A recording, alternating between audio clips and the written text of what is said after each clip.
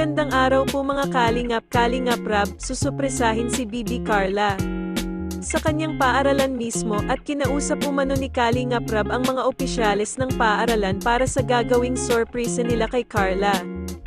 At bago ko po ituloy ang video na ito, huwag pong kalimutang mag-like at mag-subscribe para updated po kayo sa mga nagaganap sa Team Kalingap.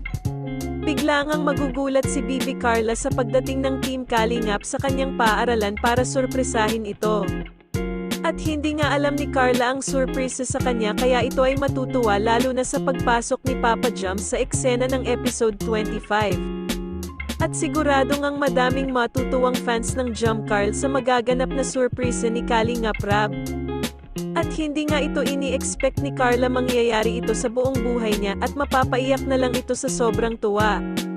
Medyo alanganin pa nga si Carla dahil sa episode 25 ay sa paaralan niya mismo ito gagawin at hindi niya alam kung ano ang kanyang gagawin dahil nahihiya si Carla sa mga kaklase nito kaya alam naman nating lahat na kayang-kaya ito ni Carla para sa kanyang pamilya at sa mga fans ng Jump Carl 18. Ano ang masasabi niyo mga Kalingap sa video na ito? Huwag kalimutang mag-like at mag-subscribe para updated lagi sa Kalingap News.